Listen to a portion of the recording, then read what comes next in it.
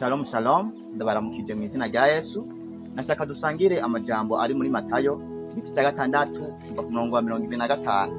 Haravuga ngo nico gitumye ndababarira nti nimukaganyire amagara yanyu kubyo muzorya canke kubyo muzonywa canke umubiri wanyu kubyo muzokwambara. Mbega amagara ntaruta ibyo kurya canke umubiri nturuta imyambaro? Abantu benshi bahanze amaso ikibazo cyabo, ariko nibahanze amaso ushobora kuzana inyishu z'ibyo bibazo.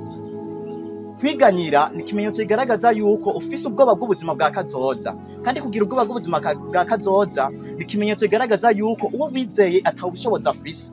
Hanga amaso Yesu kugira ngo aguhe ivyizigiro by'ubuzima bwawe bwa kazoza. Igihe utamwizeye uzoguma wiganyira igihe cose, ntuzokwigera uronka inyishu y'ikibazo cyawe, ariko inyishu y'ikibazo cyawe iri muri Kristo gusa, n'ahandi hari ubutabazi atari muri Kristo Yesu.